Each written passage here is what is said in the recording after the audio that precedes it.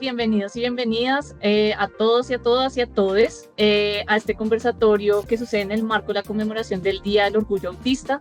Vamos a estar hablando sobre la inclusión laboral de las personas autistas y en el día de hoy contamos con la participación de 3 personas expertas en América Latina que vienen de Venezuela, Colombia y Chile, que nos van a estar compartiendo sobre su perspectiva, sus experiencias alrededor de este importante tema.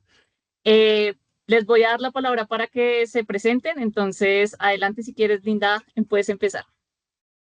Bueno, hola a todas las personas que están aquí, ya las conocí, hablé un poquito con ustedes. Yo soy Linda Rosero, colombiana, pastusa, abogada que recibí mi diagnóstico en la edad adulta, autista, que es el oficial, otros que como TDAH, dislexia, ansiedad, que no están oficializados, pero ahí existen. Y me dedico a hacer activismo por la comunidad autista y soy abogada de derechos humanos de personas neurodivergentes y personas con discapacidad, sobre todo discapacidad invisible. Entonces pues mi trabajo ha surgido con respecto a la implementación de ajustes razonables, eh, reconocimiento de derechos fundamentales, los ajustes tanto en el trabajo como en los lugares de estudio, acompañamiento a familias, capacitación a empresas. Agradezco mucho la invitación y espero que esto sea de utilidad para toda la comunidad latinoamericana. Hola, me presento. Mi nombre es Carolina Fernández, yo soy abogada, soy chilena, mamá de una niña en la condición del espectro del autismo, con un diagnóstico temprano a los 5 años de edad.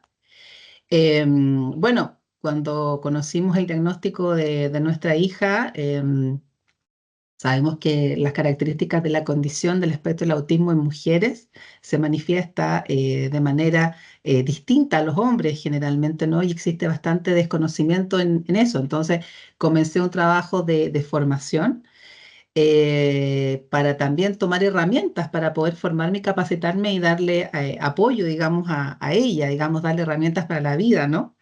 Y desde ahí este interés como abogada en estudiar, ya que pude advertir que en el sistema judicial existe mucho desconocimiento sobre la condición del espectro del autismo, sobre todo en niñas, adolescentes y adultas. Y es por esa razón que creé mi página de Instagram, que se llama Mujeres T en Justicia, y comencé también a hacer una labor de difusión, realizando unos podcasts que se encuentran disponibles en Spotify, que tienen bastante difusión a nivel global, en los cuales se hablan estos temas, específicamente sobre el autismo en mujeres, entrevistando a mujeres, quienes nos cuentan en primera persona sus desafíos en el ámbito del trabajo, en el ámbito de la maternidad y en el ámbito también del sistema judicial, también cuando han tenido que intervenir, por ejemplo, en tribunales. Eh, y desde esa forma es que también me he formado como gestora de inclusión laboral de personas en situación de discapacidad y también soy mediadora familiar. Y gracias por la invitación. Muchas gracias, Morerwi. Bueno, feliz de estar aquí. Yo me siento súper, permítanme, ya.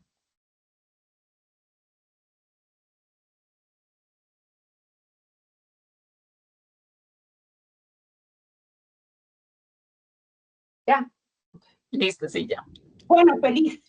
Yo soy María Erwin Carnevale Alexí. Me encanta que mis compañeras de hoy hayan pronunciado mi nombre excelentemente bien. Eso me fascina, porque siempre se enredan un poco con el nombre. Soy abogado, docente, consultora empresarial, CEO de una organización social con más de 20 años de experiencia en el abordaje de poblaciones neurodivergentes, en el desarrollo de programas sociales y educativos para mejorar la calidad de vida de las poblaciones neurodivergentes, o mejor dicho, vulnerables, con una especificidad sobre la población neurodivergente. Soy mamá e hija de personas con autismo y pues luego de un diagnóstico de depresión severa infantil, por ya hace unos 50 años atrás, pues con los años y con el diagnóstico de mi hijo y de mi madre, pues llegué a mi diagnóstico del que me siento profundamente enamorada Me dediqué a estudiar, me dediqué a comprender. Recuerdo que el disparador más hermoso que tuve fue partiendo mi mamá de este plano. Ella y yo éramos muy unidas, pero éramos muy distintas, muy diferentes. De hecho, ella era rubia, yo no soy rubia. La luna y el sol éramos completamente distintas, llamándonos mucho, sentíamos que había una barrera allí que no nos dejaba conectar.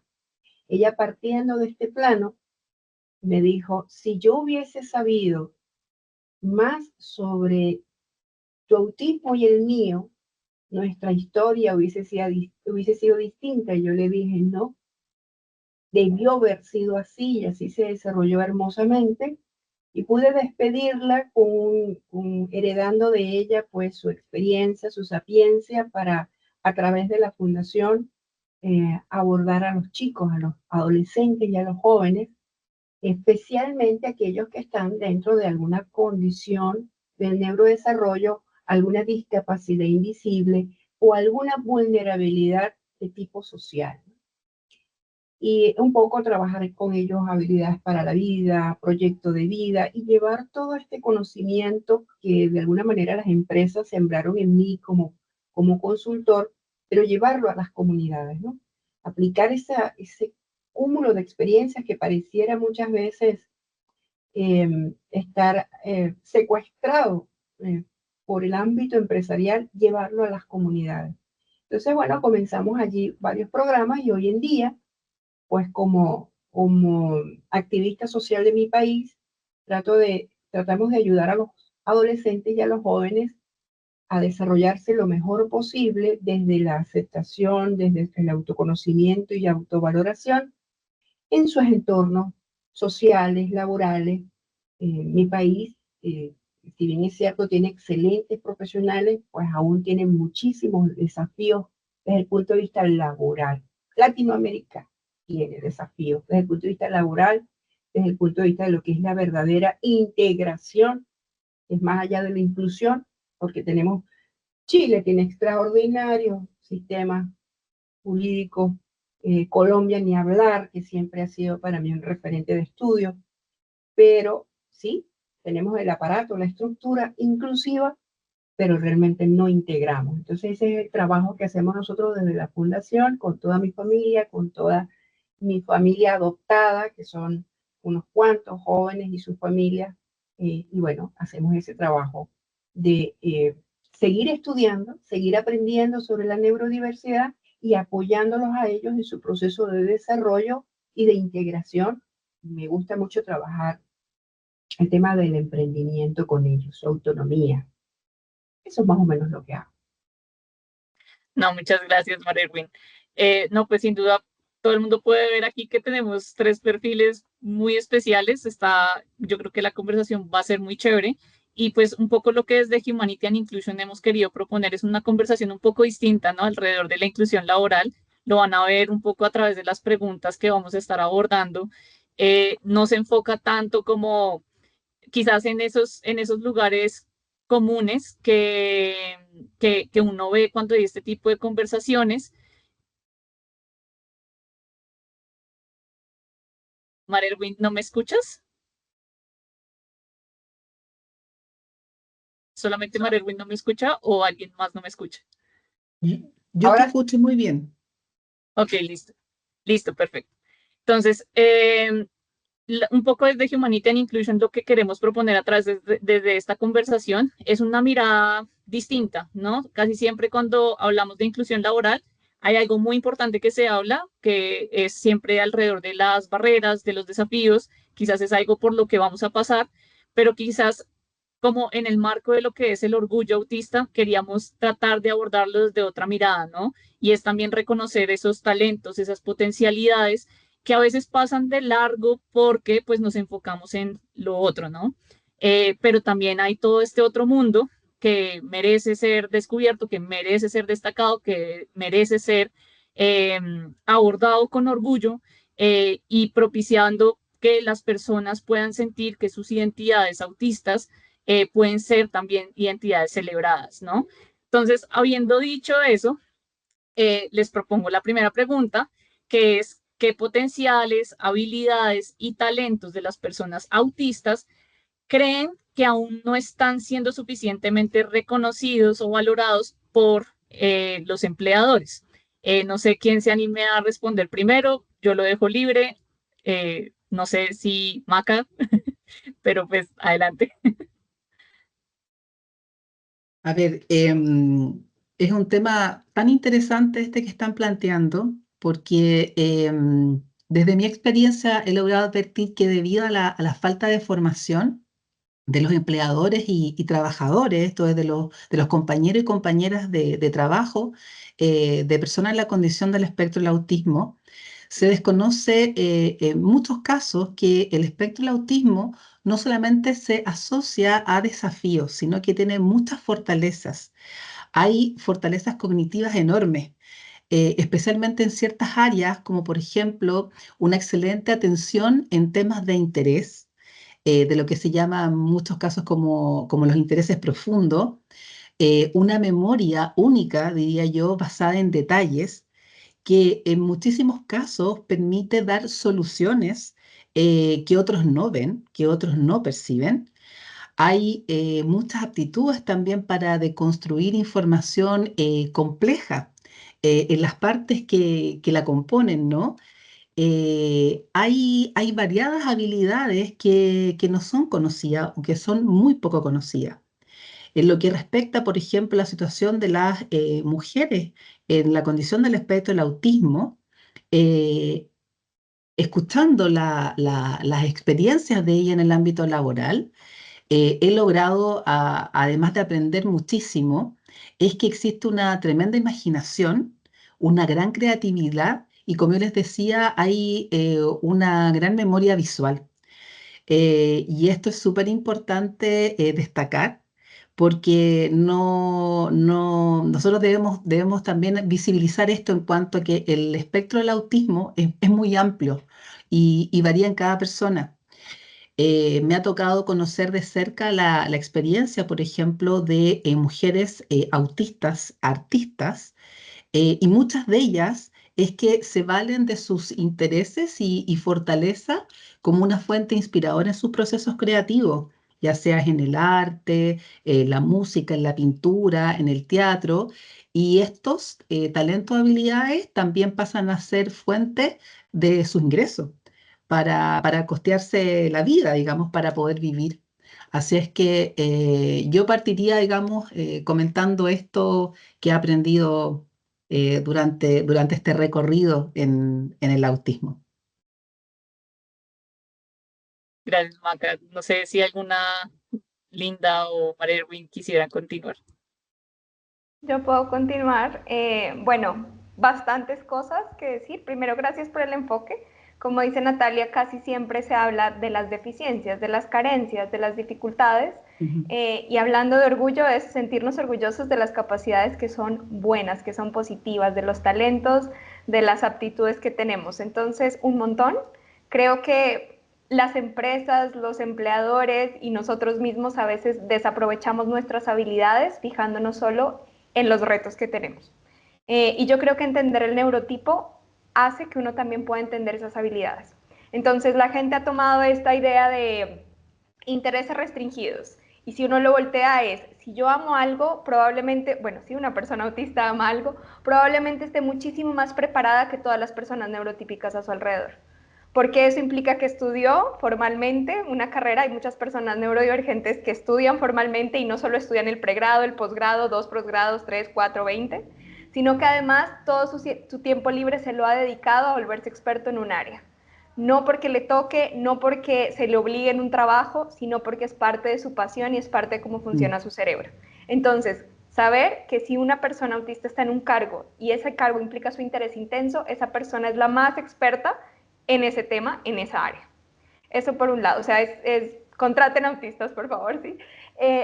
Lo siguiente es que en la parte comunicativa, que se habla del uso literal del lenguaje y demás, el darle la vuelta implica que son personas honestas que van a dar la retroalimentación que la empresa necesita para que la empresa mejore, ¿sí? No creo que haya autistas que se queden callados si algo no está funcionando bien en una empresa. Entonces, si no está funcionando bien, usualmente uno lo habla y además llega con la solución. Porque tenemos, o sea, esta idea de ven los patrones, hay una estructura y demás, o sea, entender el neurotipo implica entender las fortalezas del trabajo. Si una persona autista ve los problemas de una empresa, primero lo va a hablar porque es parte de su identidad. Y segundo, va a buscar una solución para mejorar la eficiencia dentro de la empresa. Entonces, ahí va también otro beneficio de contratar talento autista, y no estoy únicamente refiriéndome a estos autistas que tienen la percepción de genios. Hay muchas personas autistas que por sus características humanas son excelentes trabajadoras. Creo que también va por ahí la identificación de errores, la identificación de, no sé si inconsistencias o contradicciones que se generen dentro del trabajo. Y a veces esto puede ser tomado como irreverencia y como algo negativo para las empresas, o sea, no siempre las empresas lo ven como positivo, pero sí puede ser una herramienta muy útil si uno entiende desde dónde viene. Entonces, si uno sabe que la persona lo que quiere es que la empresa mejore y el trabajo sea más efectivo, debería poder escuchar. Un poco lo que decía Maca, de van a haber soluciones únicas, van a haber perspectivas distintas, va a haber un nivel de creatividad mayor, creo que es así. Y también está una cosa de la que poco se habla de las habilidades blandas, la lealtad para el trabajo. Si una persona autista está dentro de un trabajo que le gusta, se siente cómodo, hay lealtad en el trabajo. Y va a sonar tremendo, no sé qué tan controversial, pero uno está más dedicado a su trabajo que otras personas que tienen intereses sociales dentro de una empresa, ¿sí? Muchas veces en algún momento es linda porque trabajas tanto, ven y tómate el café, es como a mí no me interesa el café, yo estoy trabajando. Y obviamente eso es disruptivo, ha sido disruptivo a lo largo de la vida, por favor tómense pausas, pero podemos ser muy buenos trabajadores. O sea, realmente hay un montón de beneficios y aquí es lo otro y termino, si se hace la implementación de ajustes razonables como debe hacerse, la productividad de la empresa mejora en conjunto. ¿Sí? No solo para las personas autistas, porque la gente muchas veces cree que los ajustes son un favor para las personas con discapacidad. Los ajustes son planes de mejoramiento institucional que la gente no valora, ¿sí? Entonces, una vez se hacen bien hechos, se va a ver cómo cómo mejora la producción, el desempeño de la empresa en su conjunto. Y lo último, creo que también, ya voy a terminar, puedo hablar de esto indefinidamente, pero ya por dar el paso a las siguientes intervenciones, tiene mucho que ver con probar e implementar nuevas formas de trabajo, ¿sí? Una persona autista puede ser exitosa en su trabajo siempre y cuando se respete su neurotipo. Eso implica cambiar formas de trabajo. Por ejemplo, no contar solo el tiempo, sino cambiar el desempeño. Entonces hay gente, tienes que quedarte 8 horas trabajando, es como, no, dime qué tengo que hacer, yo lo hago en el tiempo del hiperfoco y después necesito el tiempo de descanso. O tienes que trabajar de esta forma, es como, no, dime cuál es el resultado, yo te doy el resultado, pero no me digas cómo. Entonces yo creo que también entender los beneficios del trabajo autista permite buscar formas que sean más efectivas para desarrollar los trabajos, porque muchas veces las empresas pagan por tiempo y no se dan cuenta lo valioso que sería pagar por resultados. ¿Sí? Eso por ahora un poquito de cuáles son las fortalezas de entender el neurotipo autista y respetar y exaltar el trabajo autista. No, genial, Linda. Me identifiqué cuando uno dedica demasiado tiempo al trabajo y entonces entra en hiperfoco y se olvida del mundo, de muchas otras cosas, pero es súper efectivo lograr pues lo que se logra a través de esos momentos, ¿no? O sea, esa concentración específica que uno pues también lo logra porque tiene un interés particular. Sin duda eso se vuelve un potencial que pues sucede tras bambalinas, ¿no? Nadie se da cuenta, pero ahí hay una máquina a toda velocidad funcionando, que sin duda tiene mucho valor y mucho que aportar. María Erwin, continúa. Y bueno, ustedes básicamente han mencionado esas dimensiones que son, o esas potencialidades que a los ojos de a mí no me gusta utilizar este término neurotípico y neurodivergente. Me parece que de alguna manera como que nos dividimos, ¿no? Pero sí, efectivamente, desde el punto de vista de la dinámica laboral neurotípica, todas aquellas sintomatologías, que es otra palabra que de repente puede sonar un poco difícil de procesar, pero al final estamos hablando de condiciones del neurodesarrollo, están directamente relacionadas con posibles potencialidades. Es decir, si yo me refiero a una persona que tiende a obsesionarse con su trabajo, con las áreas de interés, pues bueno, para los neurotípicos es una obsesión, para nosotros es una diversión.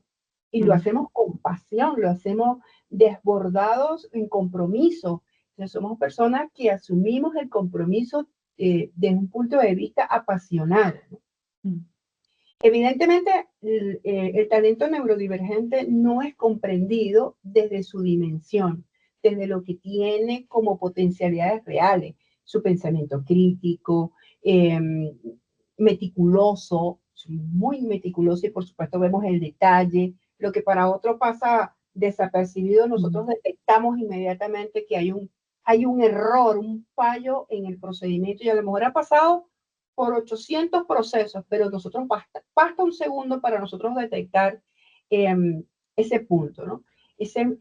La profundidad, siendo personas que de alguna manera nos acostumbramos a la soledad, nos sentimos cómodos, ya que hago aquí un corchete, yo fui la persona más feliz del mundo, y suena horrible decirlo, pero yo en pandemia fui feliz porque no tenía que lidiar con una cantidad de procesos, y la gente me decía, pero Dios mío, de hecho, yo cuando inició la pandemia, yo tenía 3 meses encerrada en un hiperfoco en mi estudio, y cuando me agarró la pandemia, pues se podrán imaginar, yo empaté el hiperfoco con otros hiperfocos, ¿no? Fui muy feliz.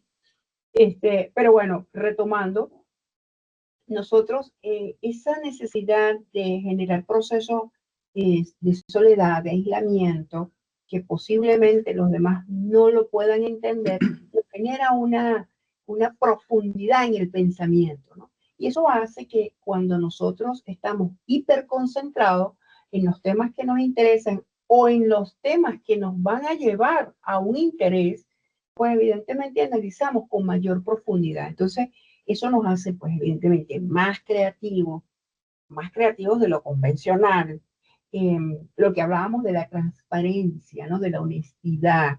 El tema de la ética laboral es un valor agregado que el empleador valora muchísimo, aun cuando Deloitte nos dice que el 30% de los empleadores les da miedo sentarse a conversar temas de discapacidad, de neurodivergencia, pero cuando ellos entienden el valor que van a tener desde el punto de vista de productividad, de legitimar su proceso, del tema ético dentro de la ética corporativa, eso es un factor fundamental. Y bueno, sí, hay un tema de memoria excepcional, sí, es cierto, hay una lógica, un procesamiento lógico, por algo se dice lógica autista, pero no todos tenemos. Yo particularmente les puedo decir que tengo el campo de la memoria, es todo un mundo aparte, pero los diferentes tipos de memoria generan en nuestros entornos laborales, pues, una mayor garantía de que los procesos se continúen, la continuidad de los procesos, ¿no? O sea, llevar esa memoria histórica de los procesos es bien importante como parte de una comunidad laboral, pues, en el entorno laboral. Yo pienso que sí, pensamientos profundos, la meticulosidad, la memoria, el procesamiento lógico, esos son las cosas que no ven o que las ven como problemas cuando realmente se convierten para el empleador y para la productividad en una profunda ventaja competitiva. Así es. De acuerdo, Sí. de acuerdo.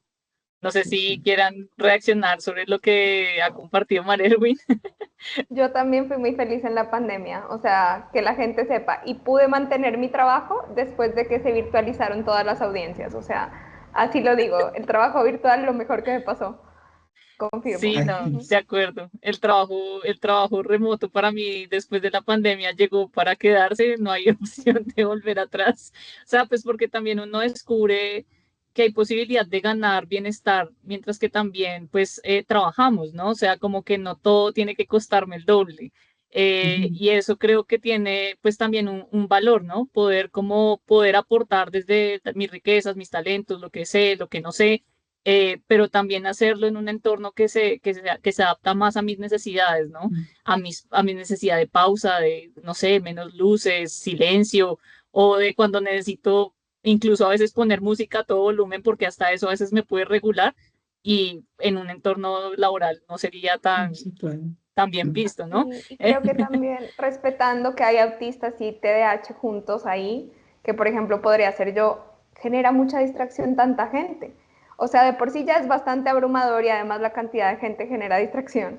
Y creo que en mi caso, hablaré como neurodivergente, ha sido más eficiente, más amigable y más amable el trabajo remoto.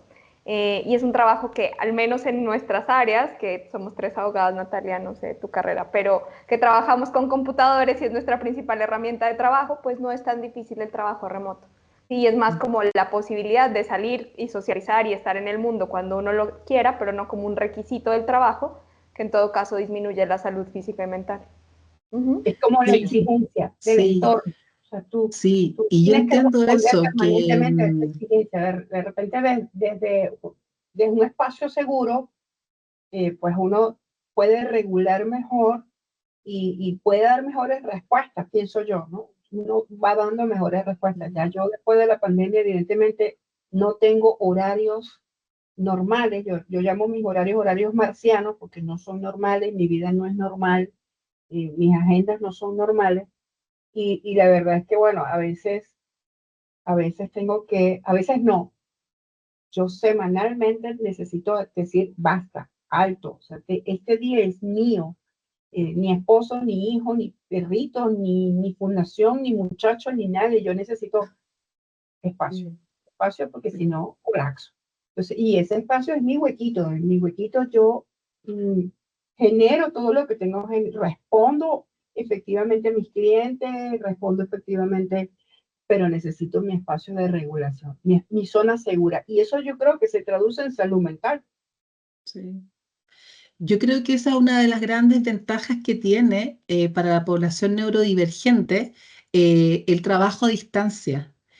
Aquello que dice Linda, el reconocer y saber cuáles son las pausas que necesito tomar y que en contextos laborales, presenciales, digamos, en esa rutina del día a día es donde no se permite, ¿no?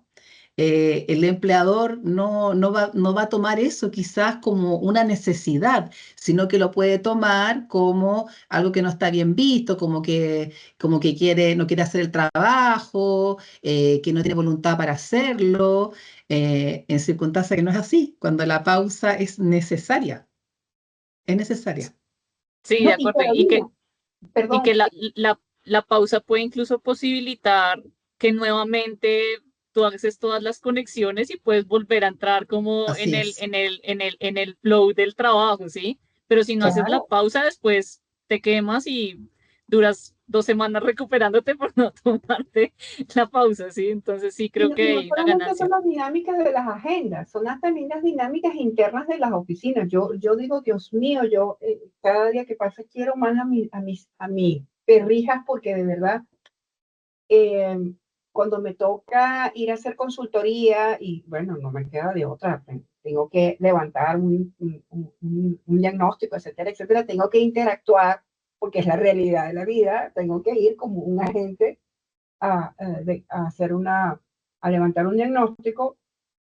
Evidentemente tengo que mezclarme, tengo que ver los procesos y esos procesos incluyen los dramas, los chismes, los cuentos, las, todo aquello que wow, no es que los neurodivergentes no los tengamos, pero los procesamos, o sea, el drama familiar, las novelas rusas, las manejamos desde otro punto de vista, ¿no? Con una lógica muy simple.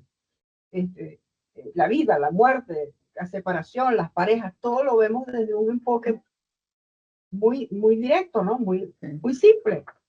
Entonces yo también veo, digo, Dios, yo no volvería realmente a trabajar en un entorno de una empresa, no creo, no creo que pudiera eh, adaptarme tan fácilmente a un proceso donde, bueno, la zona del café es la zona telúrica de todos los cuentos y los dramas de la Sí, oficina. Y eso a mí me contamina, a mí eso me estresa. Y yo escucho los cuentos y yo digo, Dios, pues yo lo resolvería de esta manera, rápido. Yo creo que también respetar un poco la naturaleza misma de la neurodivergencia o de las personas autistas parte del hecho de entender cómo se procesa sensorialmente toda esa información y de esa manera poder convivir, aprender a convivir con esa diversidad también sensorial, esa diversidad cognitiva, esa diversidad mental de procesar la información. Pero eso no es cosa fácil y todavía sí hay empresas y las grandes empresas están invirtiendo el 30% de sus presupuestos en eso, en hacer los ajustes mínimos para crear un ambiente. Pero eso es, ¿cuántas empresas? ¿Cuántas empresas a nivel mundial? Las grandes, las macroempresas son muy puntuales. Las realidades son la panadería, la imprenta, el ministerio. Esas son las realidades donde eso no existe. Eso no existe. Todo lo demás no es visto como una potencialidad, sino efectivamente como el problema. De hecho, nosotros desde la Fundación tenemos a través de varias comisiones y a nivel de lo que es el aparato del Estado y a nivel privado, hemos tenido que generar procesos, visibilizar procesos de cómo ayudar a estas personas, porque bueno, no son tratadas dignamente en sus espacios de trabajo. Además de eso, no solamente no son tratadas dignamente, es que son violentadas, agredidas en los principios fundamentales del ejercicio del trabajo, de trabajar en un espacio conforme a una dinámica que se debe ajustar, no a una persona con discapacidad, se debe ajustar a cualquier persona, o sea, cosas mínimas. Eso es con lo que estamos luchando. Desde la neurodivergencia y bueno, desde la discapacidad en general, desde las personas con discapacidad en general, la tenemos muy difícil, muy, muy difícil, y sobre todo me preocupa la generación que va saliendo, pues estos muchachos que, bueno, no tienen un ambiente favorable, no hay conciencia sobre lo que es la diversidad. Nosotras estamos aquí reunidas y amo esta conversación profundamente, apasionadamente, me siento como hermanas, porque esto es de lo que necesitamos las mujeres neurodivergentes en el ámbito laboral, esta sororidad y acompañamiento. ¿Cuánta soledad no tienen las jóvenes, las mujeres en sus ambientes de trabajo, que muchas veces son sus mismas compañeras de trabajo las que son, las mujeres somos atrevidas, ¿no? Nosotras mismas contra nosotras mismas. Y eso lastima muchísimo. Los jóvenes, en todos los ámbitos, no solamente del trabajo, en la parte de deportes, en la parte artística, tienen que ser genios para ser reconocidos. Y los que no son genios, los que tienen desafíos cognitivos, ¿qué hacemos con estos chicos que no tienen esas potencialidades que solamente pudieran ser valoradas en una empresa?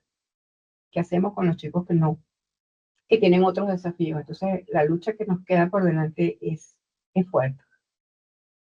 Bueno, Marerwin se me está adelantando a la última pregunta que va a tratar temas sobre las barreras y los desafíos, pero pues antes de irnos como a esa línea de conversación, pues lo que sí quisiera como es como poder regresar un poquito al tema como de esos talentos, a ese encuentro que también tenemos ya cuando pues también hacemos parte de como de entornos laborales y demás, y poder hablar, bueno, existen estos talentos, existen estas habilidades, estas potencialidades, el hiperfoco, la creatividad, el reconocimiento de patrones, la lógica, bueno, tantas cosas distintas que se pueden expresar de manera distinta en cada persona, porque cada persona autista es única y tendrá sus talentos y sus habilidades particulares, pero pues también aquí viene la reflexión y es como pues también reconocemos que hay un entorno más allá, ¿no?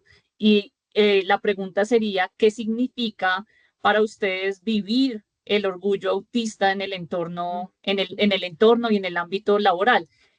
cómo se vive y cómo se defiende ese orgullo autista en lo cotidiano.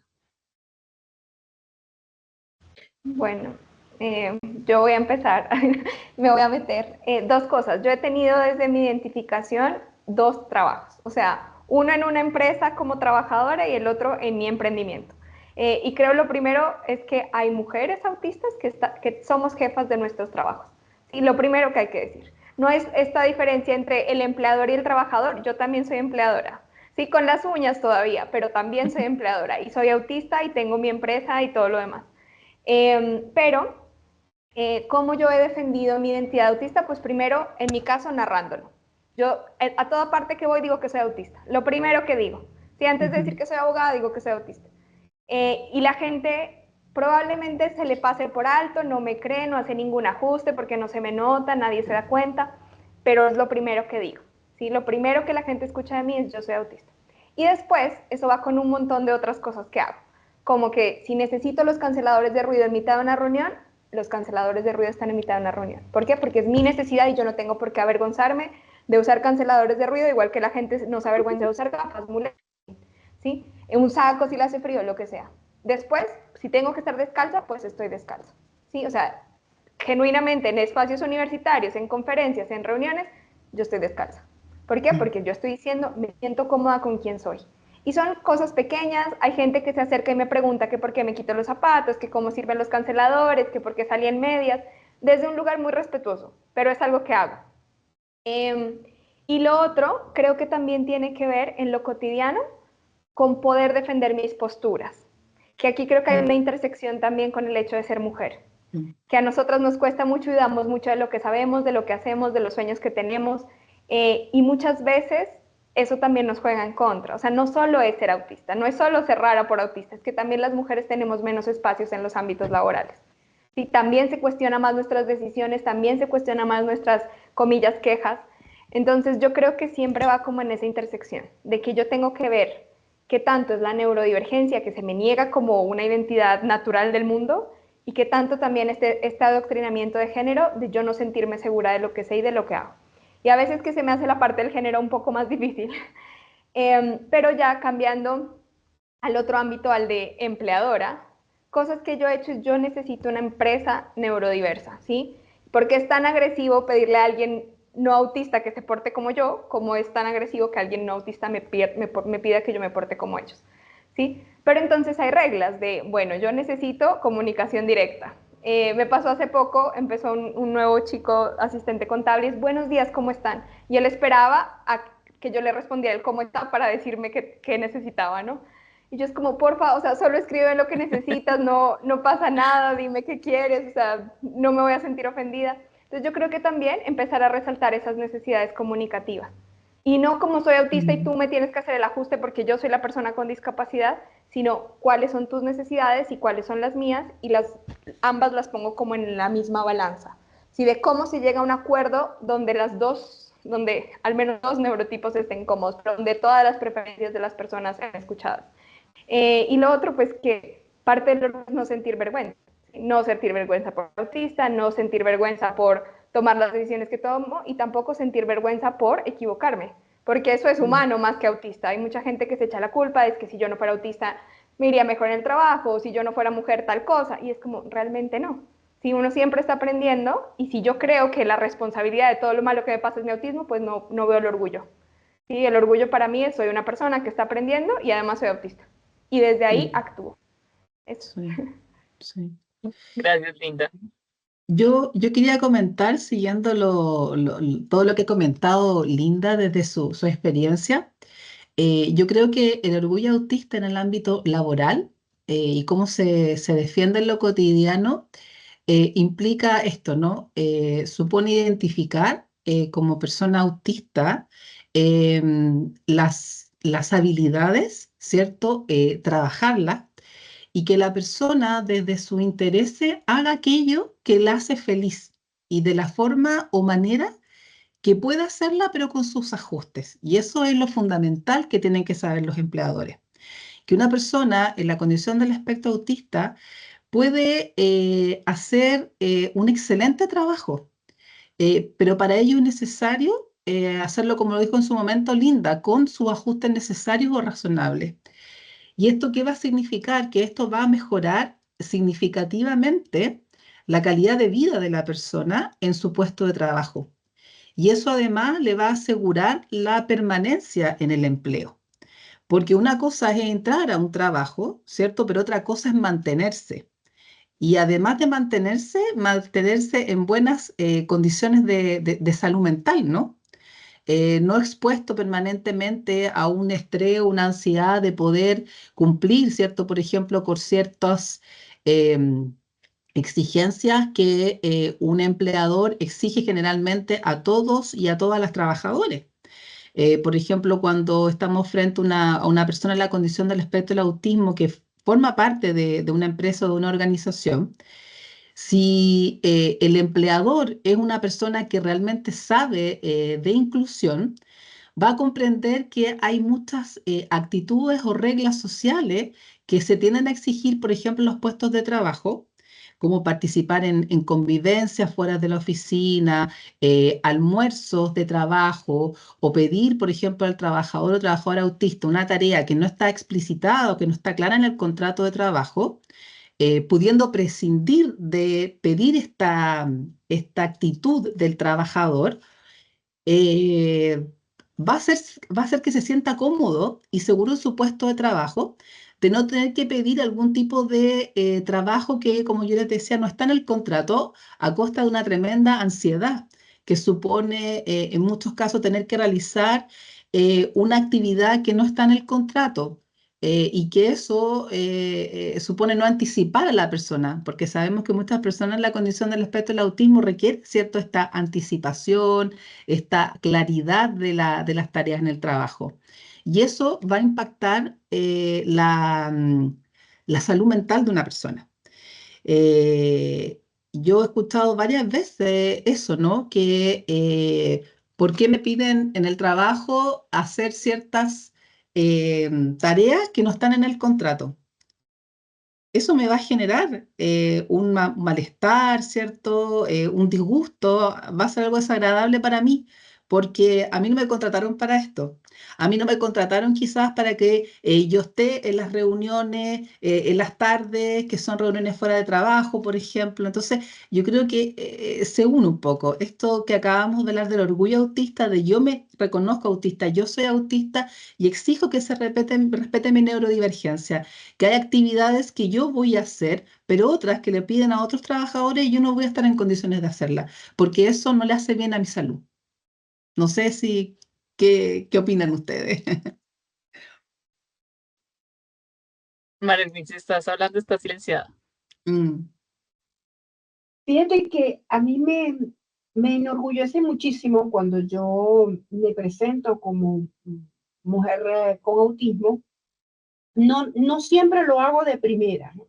Porque bueno, quizás soy un poco pícara y me gusta jugar un poco con las cosas, ¿no?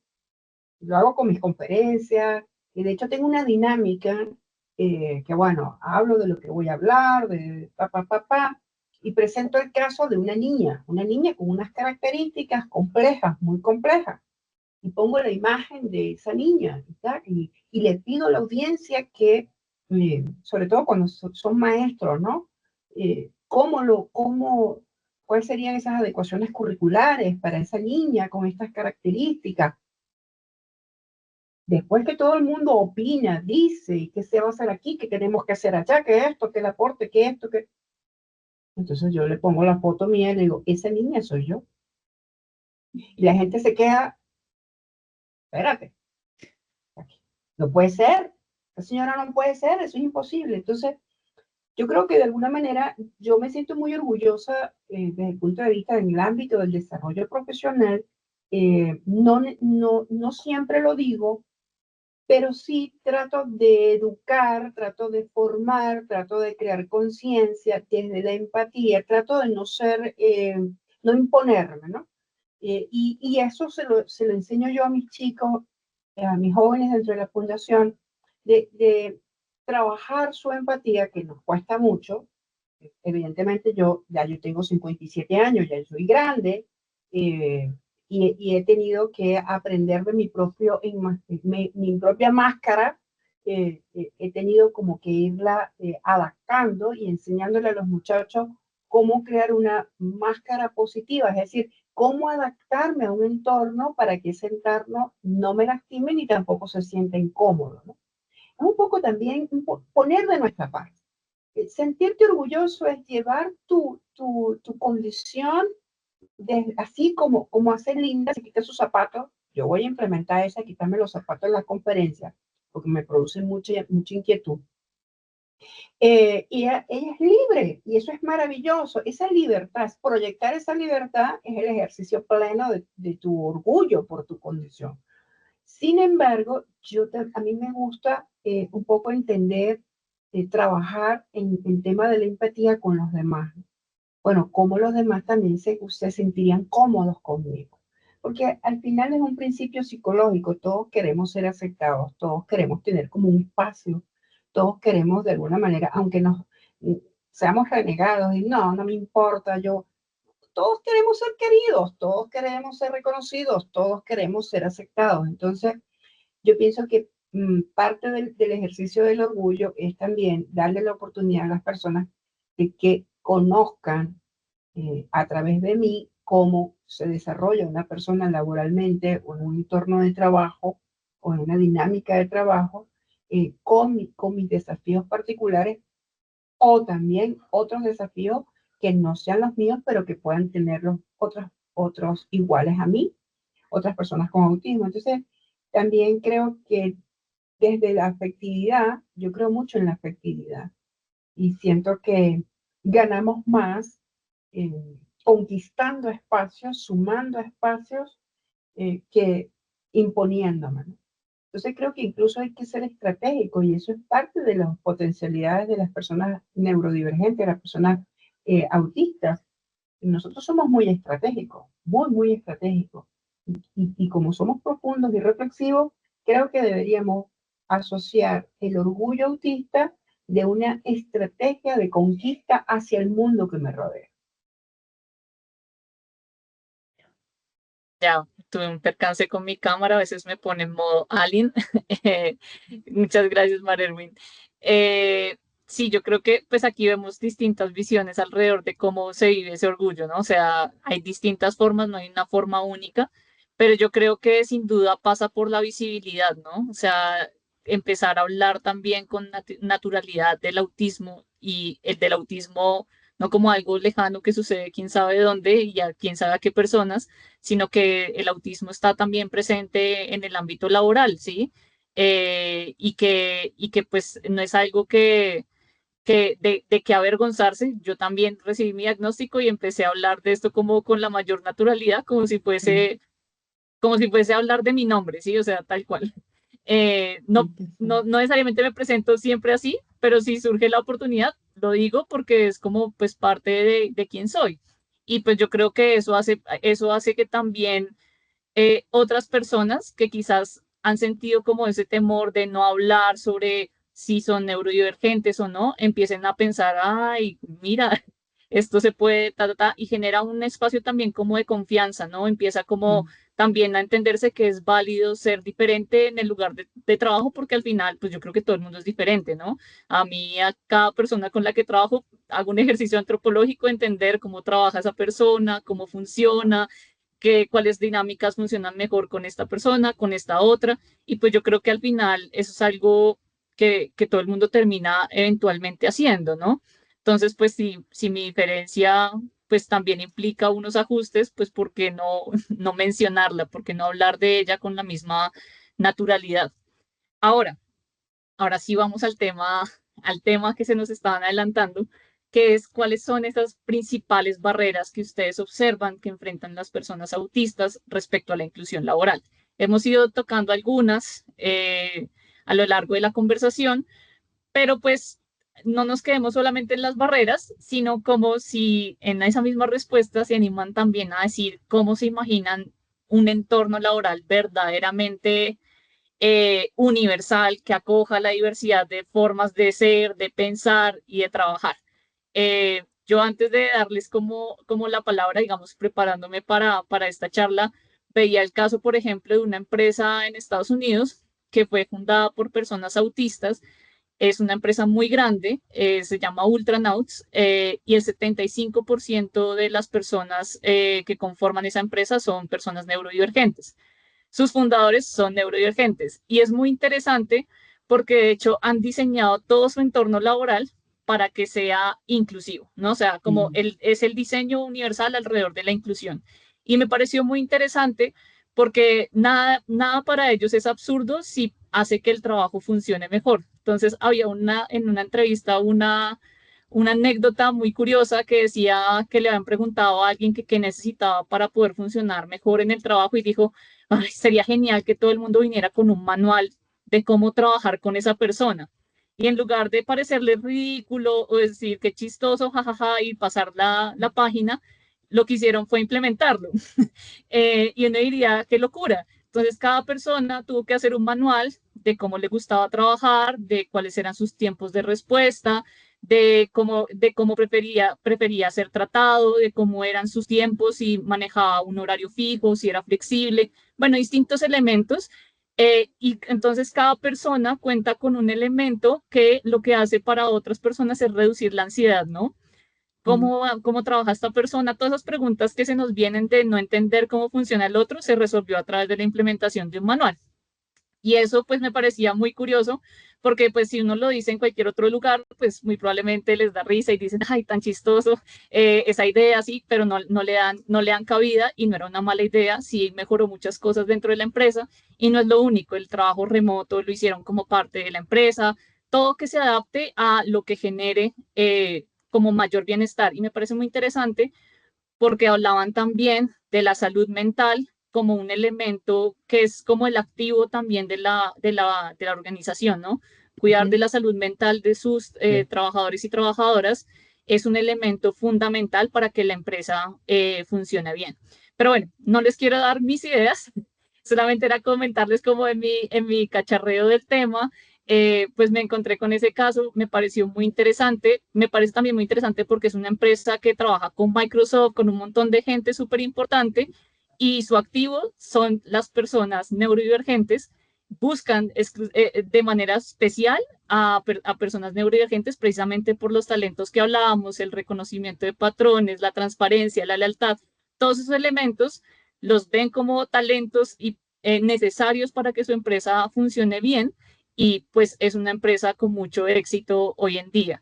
Entonces, nada más esto como para decir como espacios inclusivos universales, pues sí son posibles. Esto es como en un campo de la economía particular, pero pues creo que nos invita como a soñar cosas, ¿no? Que no hay absurdos cuando pensamos en las posibilidades y las potencialidades de la inclusión.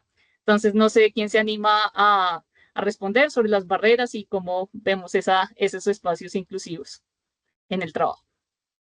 Yo quería quizás comentar, siguiendo lo que tú nos señalaste, que lo encontré, pero muy, muy interesante, es que yo siempre comento, he pensado que en el autismo siempre es bueno preguntar, no suponer. Y creo que ahí está la clave. Aquello que le puede servir a un trabajador o una trabajadora en la condición del espectro del autismo en su puesto de trabajo al interior de la organización, no necesariamente le va a servir a otro, ¿ya? Y de ahí eso que tú comentabas que una persona dijo que quería tener este manual de trabajo, ¿no? Porque claro, como es un espectro tan amplio, cada uno tiene sus propias necesidades particulares, ¿cierto?, para poder trabajar. Y, y yo ahí vuelvo a eso, a la relación que tiene esto con los riesgos psicosociales porque esto como que en definitiva se refieren a aquellos que están en la organización, o sea, los que dicen relación con la exigencia, el ritmo de trabajo, las habilidades, la autonomía de la persona en el trabajo, el control de carga, las relaciones interpersonales en la organización, por ejemplo, el apoyo social de la jefatura y los compañeros, reconocimiento de esfuerzo, digamos, todos esos factores, cuando están bien gestionados en una organización, van a ser un factor protector para la persona en la condición del espectro del autismo. Y si están mal gestionados, va a ser dañino, ¿no? Entonces, creo que es fundamental que los empleadores sepan de esto y que tengan la necesidad o encuentran necesidad, por ejemplo, de formarse en neurodivergencia en autismo. Más allá de decir, ya, yo le doy la posibilidad de hacer los ajustes, pero es investigar y aprender cuál es el ajuste que la persona realmente requiere. A mí me ha tocado, por ejemplo, atender en consulta personas que me han dicho, yo llegué al diagnóstico estando en el trabajo después de haber padecido un cuadro de ansiedad tremendo, una depresión enorme que me llevó a estar muy mal de salud y realmente estar muy, muy afectado y también afectada. Y después de obtener mi diagnóstico, veo, entre comillas, como podemos decir, la luz, se me aclararon tantas dudas y voy con mi diagnóstico a la empresa y cuento mi diagnóstico, me lo han cuestionado o me han negado los ajustes porque me han dicho, pero ¿cómo? Si llevabas años trabajando y ahora que eres autista, me pides teletrabajo o me pides estas adecuaciones. Eh, y eso pasa precisamente por eso, por la desinformación y por todos los sesgos, mitos y prejuicios que existen. Entonces, ahí, aprovechando este encuentro, ahí está la invitación, ¿no? Eh, de formarse y de la importancia de visibilizar. Una forma de mejorar la salud mental de los y los trabajadoras es precisamente mediante actividades de prevención. ¿Y cuál sería una actividad de prevención básica? La concientización, la visibilidad de la condición del espectro del autismo. Sí. Gracias, Maca. No sé quién se animó, Linda, María Erwin.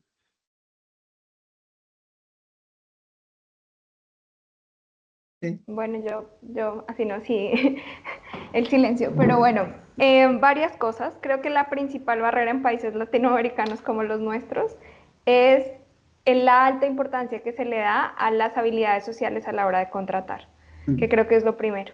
O sea, es muy difícil entrar a cargos en empresas donde lo que más se valora, más que el currículo, más que las habilidades, más que la competencia, las habilidades sociales, ¿sí? Hay, al menos aquí en Colombia, pero me imagino que es así en toda Latinoamérica, la entrevista, por ejemplo, es una de las mayores barreras para el acceso al trabajo, porque además son instrumentos que no están diseñados para neurodivergentes, entonces se toma como negativas las características que no se ven como neurotípicas, ¿no? El no ver a los ojos como inseguridad, el estar haciendo steaming como nerviosismo, entonces creo que el sistema laboral está diseñado para a esa persona neurodivergente. Y es un sistema agresivo en general para todo el mundo, no solo para neurodivergentes. Pero hay unas barreras específicas que ven como negativas las características neurodivergentes. Entonces, lo primero es, creo que en el acceso al trabajo y también para el ascenso y la promoción en cargos es muy complicado porque hay habilidades sociales, incluso a veces son más importantes que las habilidades académicas o profesionales que las personas tengan. ¿Sí? O sea, eso empiezo por ahí. Creo que lo demás, y ya hablando en general de la discapacidad, son las barreras actitudinales, ¿no? El creer que porque una persona es discapacitada no va a poder con el cargo. Y también pensar todo en métodos de productividad, o sea, la gente está muy, muy enfocada, al menos las empresas tradicionales, que aquí hay mucha tradición de cómo se deberían hacer las cosas y es como ha funcionado bien toda la vida, entonces así tiene que seguir funcionando, pues impiden que se abra espacios para nuevas formas de pensar, nuevos procesos dentro del trabajo, pero creo que iba más lo que estoy diciendo en el tono, digamos, que a los empleadores les da mucho miedo contratar a gente que es distinta. Sí les da mucho miedo porque creen que se les va a salir del control su empresa, que ya no va a haber disciplina, que ya todo el mundo va a querer hacer lo que se le dé la gana. Entonces hay mucho miedo en la implementación de ajustes razonables o el cambio de procesos porque hay una idea de cómo se ha hecho así y así siempre ha funcionado, voy a perder el control dentro de mi empresa. Y entonces por eso hay tanta resistencia a los ajustes razonables, más cuando se cree que la culpa es de la persona. O sea, las empresas todavía no han entendido lo beneficiosas que son las adaptaciones para la productividad de su negocio. ¿Sí? Es como, ay no, es que esta persona no puede y por eso necesita, por eso cambiemos de persona. Y es como, realmente le sale, si es un buen trabajador, por favor no lo despida. Y uno ya hablando de empleadores, sale mucho más caro volver a contratar y volver a entrenar que tener trabajadores felices y que estén agradecidos y vivan y sean leales con la empresa. Y eso es algo que la gente no ha entendido por el sistema de productividad en el que vivimos, que preferimos que la productividad sea inmediata hacia allá y no nos fijamos en la salud física y mental de todos nuestros trabajadores, ¿sí? De todos los trabajadores, no solo de los trabajadores neurodivergentes. Entonces creo que nosotros también tenemos esta idea, va a sonar tremendo, pero creo que es propio de Latinoamérica, porque el ejemplo que trae Natalia es cómo empresas como esta está buscando población neurodivergente y como Google está buscando población neurodivergente y como Microsoft y Apple y todas las grandes compañías buscan talento neurodivergente y nosotros nos resistimos por resistirnos al cambio, ¿sí? Entonces creo que es también entender que todavía pensamos y estamos como muy enfocados en cómo en esta trayectoria del negocio, de cómo siempre se ha hecho así, entonces se tendría que seguir haciendo así. Y las barreras en general contra la discapacidad es que las personas con discapacidad, comillas, pueden hacer menos y en todo caso no tan rápido y no tan eficientemente como las personas sin discapacidad. Y aquí sí me refiero a todas las personas con discapacidad, no solo a las neurodivergentes. Creo que nos estamos perdiendo de grandes talentos y estoy muy de acuerdo con Maca de que se debe a la falta de conocimiento de lo que es la discapacidad, ¿sí? A la falta también de empatía y de entendimiento y de humanización de las personas a nuestro alrededor, porque no es como que una persona tenga un reto, una situación de salud y automáticamente esa persona deje de ser útil para un sistema, pero así nos lo han vendido, ¿sí? O sea, así cultural y socialmente se nos vende. Entonces no es solo nuestra culpa y no es que las empresas sean malas y las personas sean malas, no. Culturalmente nos criaron así. Creo que nosotros también, o ha sido mi caso, he tenido mis propias barreras que superar, porque yo misma he dudado de mí misma y de mi diagnóstico y de lo que puedo y no puedo hacer en este proceso de aprendizaje, precisamente porque todo el mundo en mi cabeza, en el imaginario, antes de saber que era autista, me había dicho que las personas con discapacidad no trabajaban. Y creo que esa es la primera cosa que hay que superar. Las personas con discapacidad necesitan trabajo porque tienen que vivir de algo, además sus vidas son más caras porque necesitan acceso a un montón de otras cosas, pero también son personas muy talentosas que deberían hacer parte del entorno. Y la pregunta en las empresas es, si no tiene personas con discapacidad, ¿por qué? ¿Dónde están? Contrátelas, ¿sí? O sea, va desde otro tema. En lugar de excluir, incluir y también seguir los ejemplos de empresas más grandes, de países más grandes, porque eso nos permite abrir el panorama. Eso. Gracias, Linda. María Erwin. Fíjense, yo estoy de acuerdo con mis dos compañeras. Pienso que también hay que resaltar que como barreras naturales tenemos los sesgos en la selección, todo lo que es proceso. Hay software especializado, no para excluir a las personas neurodivergentes, no.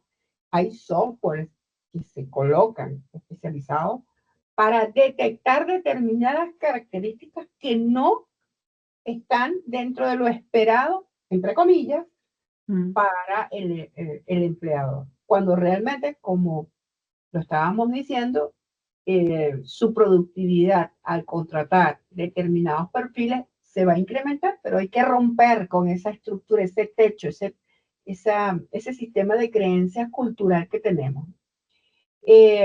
Otra barrera que yo siento bueno, las entrevistas son todo un tema, todo el proceso de selección y reclutamiento es todo un tema donde uno no se siente en una entrevista, sino uno se siente, yo hace muchos años que no, no estoy pasando por estos procesos, pero sí he tenido que, de alguna manera, participar en estos. La persona no se siente que está en una entrevista para aspirar a un lugar de trabajo, sino que se siente que está en un interrogatorio policial, porque es que el tema de mantener la mirada, el tema de tener que responder preguntas de manera inmediata, es decir, la forma en que se hace el proceso de selección es terrible no solamente para las personas con una discapacidad o neurodivergentes o con autismo, es que el proceso de selección está deshumanizado. Es un interrogatorio policial, a mi manera de sentir, de verlo. Desde el punto de vista sensorial, bueno, la hostilidad es terrible porque, bueno, es que no solamente es terrible para las personas con autismo, es que es terrible para el personal en general. Entonces, las oficinas tienen unas luces, generan ruido, hay unos espacios que son caóticos, que dificultan la concentración, pero es que eso es terrible para cualquier empleado, ¿no? O sea, no hemos aprendido acerca de lo que es esa cultura de la sanidad, de los entornos laborales saludables, en general. No para que se adapte a una persona u otra, es que en general. El tema de los horarios, la flexibilidad, bueno, ya un poco ha mejorado un poco la cosa, pero sigue todavía habiendo muchísima resistencia con el tema de los horarios, las formas en que nos comunicamos, ¿no? Eh, las estructuras de comunicación dentro de las empresas. Creo también que, por supuesto, el estigma por desconocimiento, eso es una gran barrera. Para mí hay algo importante que es la falta de mentoría y de apoyo. O sea, si hay algo en lo que yo me enfoco muchísimo es en ese acompañamiento de las personas, de los empleados neurodivergentes. Me gusta que se desarrollen esos planes de mentoría para que mientras que la empresa se va adaptando, porque no solamente es que la empresa genere las adaptaciones, es que la adaptación misma tiene que empezar por un proceso interno de los dueños de la empresa, de la directiva de la empresa, o sea, eso es un proceso, ¿no? Entonces creo que las mentorías y los apoyos desde los departamentos de talento humano, serían interesantes generar ese acompañamiento para el desarrollo personal y profesional de las personas neurodivergentes. Yo particularmente, en la fundación, nosotros, tanto en la consultora gerencial como en la fundación, tenemos un alto número de colaboradores con discapacidad y neurodivergentes. Pero no fue una decisión que vamos a contratar personas con discapacidad más allá de lo que dice la ley, no. Es que el clima de trabajo, como nosotros desarrollamos los procesos desde el punto de vista laboral, han hecho que se acerquen personas que conocen y nos dicen, mire, no importa, yo estoy ganando 3 veces más aquí, pero yo quiero trabajar acá porque yo tengo entendido que ustedes manejan estos procesos. O sea, es como, de nuevo, utilizo la palabra, es conquistar efectivamente desde la afectividad, desde la empatía a ese personal. Yo cómo vería un entorno, cómo lo vemos nosotros. Bueno, evaluar a las personas desde el punto de vista de sus fortalezas, de sus potencialidades, de los aportes, y no desde un manual rígido que me establece cuál es la productividad de una persona, porque eso no necesariamente, y eso no es solamente se limita a las personas neurodivergentes, lo digo para todos, ¿no? Bueno, mejor los ajustes en todos los sentidos, mejorar el clima organizacional, mejorar la cultura organizacional basada en las BEI, en las estrategias BEI, basadas un poco en la comunicación humana. Creo que esas serían, para mí, si no se pueden implementar todas las adecuaciones, que muchas veces las empresas piensan que son carísimas y realmente el 90% de las adecuaciones y de los ajustes son gratuitos, ¿no? O sea, pero bueno, creo que yo me enfocaría muchísimo en las mentorías y en las redes de apoyo si yo pensara en un espacio ideal, ¿no? Creo que la afectividad, la comunicación, las mentorías, y sería lo que le abriría la puerta a todos para conocerse mejor, sentirse a gusto, independientemente de su condición dentro de una organización. Eso sería la mejor manera de romper barreras, romper con sistemas de creencias a través de ese acompañamiento. Genial. Entonces aquí entre las tres acaban de diagnosticar que un empleador inclusivo tendría mentoría, redes de apoyo, ajustes razonables, flexibilidad, se preocuparía por la salud física y mental de de todos sus trabajadores y trabajadoras, haría concientización, visibilización de, no solamente yo digo del autismo, de la neurodivergencia, sino en general de lo que es la diversidad humana. eh, Tendría procesos de selección amables, accesibles, inclusivos, valoraría talentos de las personas con discapacidad. Se preguntaría si no tiene personas con discapacidad, dónde están las personas con discapacidad y por qué no las está contratando. Estarían abiertos a lo diferente, a hacer las cosas de una manera distinta y valoraría también las habilidades técnicas, académicas y profesionales, incluso por encima de las habilidades sociales, para que todo el mundo tenga el mismo chance de tener éxito en el ámbito laboral. O sea, suena Sí, bastante bien ese empleador, ese sí, empleador que nos acabamos aquí de inventar en la conversación. sí, una Eh, maravilla. Y yo creo que también hay que entender, y esto lo entienden poco, y más en el mundo capitalista en el que vivimos, que si el trabajador está contento, uno también está contento. O sea, que el triunfo del trabajador es el triunfo del empleador y no al revés. ¿Sí? O sea, cuando la gente entiende que el triunfo de las personas que están debajo de uno es el triunfo de uno, creo que la cosa mejora. ¿Sí? Fíjate que Porque hablamos de un empleador ideal. Nos estaba diciendo, le creamos un empleador ideal. Y ese no es el docente ideal. Y ese no es el entorno familiar ideal. Y ese no es, o sea, creo que hay que construir bases desde la casa. Desde la casa tenemos que crear conciencia sobre lo que es la diversidad. Y eso es que no nos estamos metiendo aquí. No hemos hablado de un tema, y es el tema que además de la neurodivergencia, de la diversidad sexual, ese es otro tema. Ah, sí. Eso es otro tema que si las personas neurodivergentes o las personas con autismo tenemos las barreras que tenemos, bueno, a eso agrégale el género y a eso agrégale la diversidad sexual.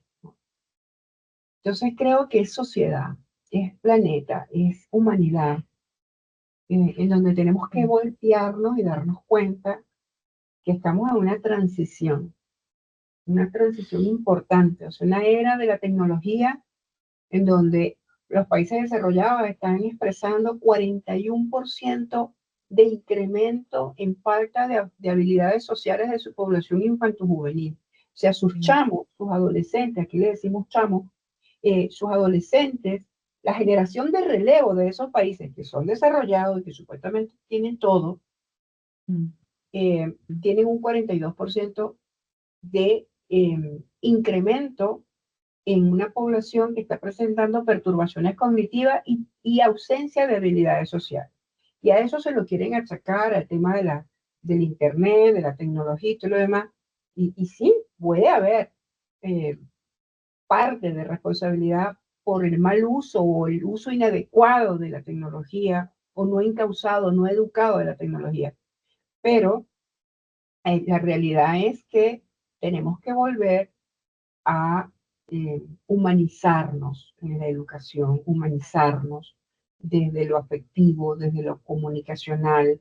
Las familias tenemos que reconectar, crear valores, virtudes para respetar a los otros. O sea, en el ámbito laboral tenemos no solamente las barreras, sino tenemos también violencia. Tenemos violencia laboral por la diversidad de la que sea, de raza, de religión. Mi país es un país polarizado.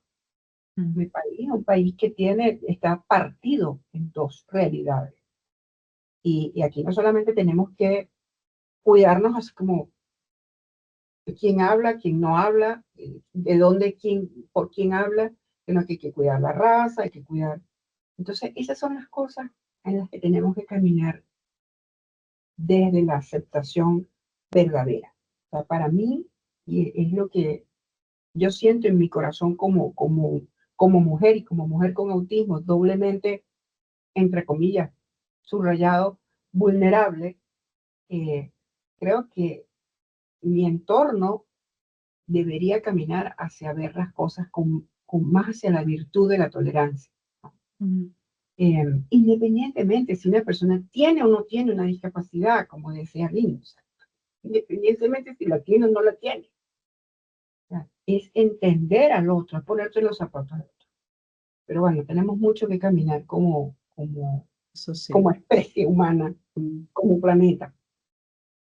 Bueno, Sí. muchas gracias a las tres. No sé si quieran dar algún mensaje final en el marco como de lo que es el mes del orgullo autista. Pues la verdad, la palabra es para ustedes. Les agradezco mucho como la generosidad con la que han compartido todos sus saberes, sentires, experiencias. Estoy segura que es una conversación que va a mover muchas fibras para mucha gente que seguramente necesita escuchar esto desde mujeres que hablan en primera persona, que hablan desde la experiencia, que hablan también con una sensibilidad particular para también movilizar al mundo hacia que la inclusión no es un tema por allá de unos pocos, sino que la inclusión es un tema de todo el mundo. Entonces, Sí. pues, no sé, adelante si quieren agregar algo. Sí. Yo para terminar, bueno, agradecerles enormemente la invitación. Ha sido pero un honor compartir con ustedes y tener esta conversación tan valiosa, tan valiosa. Y solamente dar como este mensaje, en realidad, que los empleadores, las organizaciones, reconozcan que tanto ellos como los compañeros o compañeras de trabajo de personas neurodivergentes, de personas que se encuentran en la condición del espectro del autismo, por ejemplo, son apoyos naturales, son el primer apoyo, y por eso es que es tan importante esto de visibilizar la importancia de derribar tantos mitos, prejuicios, sesgos, falsas ideas que se tienen sobre la neurodivergencia. Poner en valor la riqueza que tiene ser persona neurodivergente. Y yo creo que solo ahí, desde este real interés en formarse, en capacitarse, es donde realmente se valorará una real inclusión. Cumplir con cuotas mínimas de personas en situación de discapacidad en una empresa no basta, porque sabemos que eso no resulta. Lo que resulta es esto: conocer, investigar, educarse y formarse. Y esa es la invitación. Les agradezco de verdad este espacio. Gracias, Maca.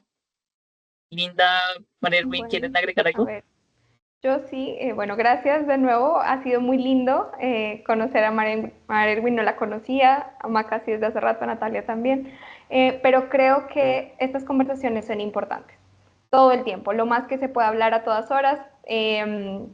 Este es un tema del que hemos hablado y vamos a seguir hablando las cuatro que estamos aquí, hasta el cansancio me imagino, pero recordarnos que somos autistas 365 días al año, que el mes del orgullo es para visibilizar un poquito más, pero que el activismo se hace todos los días, y que parte de ese activismo es saber que no tenemos que cambiar para pertenecer, ¿sí? Que las cosas están bien y que si estamos en un entorno que nos hace sentir mal con quienes somos o nuestra neurodivergencia o nuestras características humanas, porque no solo va relacionado a neurodivergencia, pues tal vez lo que tenemos que hacer es cambiar el entorno. Y yo sé que no todo el mundo es activista, no todo el mundo puede hacer activismo, pero que la gente que nos escucha sepa que existe la posibilidad de cambiar el entorno y vivir vidas de calidad, porque a nosotros se nos dijo por mucho tiempo que por ser autistas no podíamos ser felices.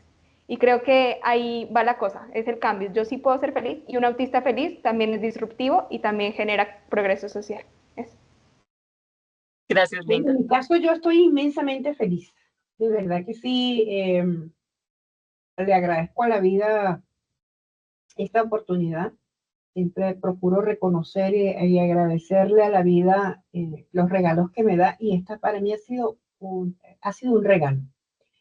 Mi mensaje final eh, es darle a ustedes, a cada una, las gracias por estar, por existir, por ser parte de la transformación. A ti, Carolina, no como solamente como cuidadora, sino como mujer poderosa, empoderada, que defiende los derechos. Para ti, Linda, también como mujer maravillosa, autista, pero que además de tu autismo expresas tu orgullo, se te nota, amas tu autismo. Natalia, igualmente, siento que desde cada una de ustedes, desde su posición está haciendo el trabajo.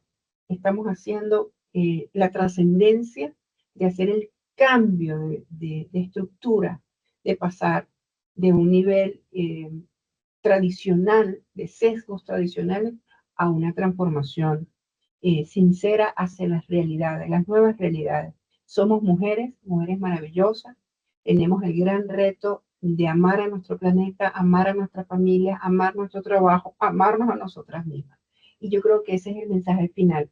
Como mujer neurodivergente, como mujer autista, sigamos haciendo lo propio, sigamos luchando para que nuestras niñas, para que nuestros niños, nuestros adolescentes y nuestros jóvenes desarrollen autoestima, desarrollen un proyecto de vida, desarrollen autoconocimiento, autoconcepto, autoaceptación.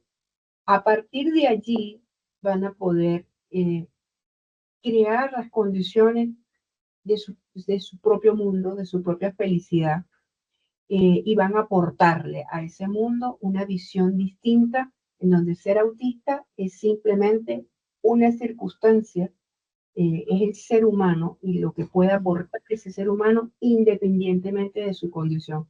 Creo que si seguimos trabajando con el enfoque que lo estamos haciendo, pronto vamos a seguir viendo mayores resultados. Para mí, muchísimas gracias, de verdad. Bueno, nuevamente muchas gracias a todas. Pues desde Humanity and Inclusion aquí las puertas siempre están abiertas para ustedes. Esperamos que podamos seguir colaborando, que sigamos en contacto. Siempre que necesiten como una mano amiga por la inclusión, pueden contar con nosotros. Pues realmente valoramos mucho el trabajo que hacen, valoramos también sus voces, sus experiencias y nada, también el tiempo que nos han brindado para poder tener esta conversación que en serio creo que ha sido súper enriquecida y esperamos que también estos encuentros entre nuevas viejas amigas pues se sigan propiciando y que puedan seguir también conectando entre ustedes para seguir haciendo ese trabajo maravilloso que hacen. Entonces, muchas Yo gracias. encantada. Cuenten Muchas conmigo, gracias. pero 100%. Les mando un abrazo Igualmente. gigante. Acá voy a estar. Bueno, vale, ¿Mm? muchas Muchas gracias. gracias. Cariños, que estén muy Chao. bien. Chao, chao. Chao,